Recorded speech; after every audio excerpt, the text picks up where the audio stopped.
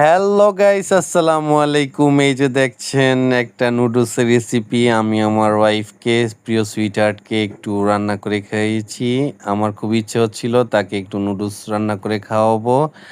দেখছেন কতটা ডেলিশিয়াস হয়েছে। এটা আমি আমার নিজের হাতে রান্না করেছি। এইখানে যদিও ডিমগুলা দেখতে ভালো লাগতেছিল না, কারণ হলো ডিমগুলা সিদ্ধ হওয়ার আগেই নামিয়ে ফেলছিলাম। এগুলা হলো সুইটহার্টের কথায় নামিয়ে ফেলছিলাম। এই যে লেবুটা কতটা সুন্দর লাগতেছিল।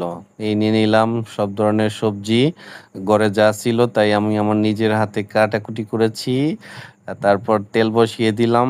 এই কাঁচা লঙ্কা, পেঁয়াজ একটু হালকা ভাজা ভাজা করে নিচ্ছি। তারপর দিয়ে দিব একটু পুঁই শাক, একটু দিয়ে দিব আপনার ঢেঁড়স। এরপর এর সাথে আরো কিছু দিয়ে দিচ্ছি। আপনারা দেখতে থাকুন। এই আপনার আলু দিয়ে দিলাম, একটু শসা কুচি দিয়ে দিলাম।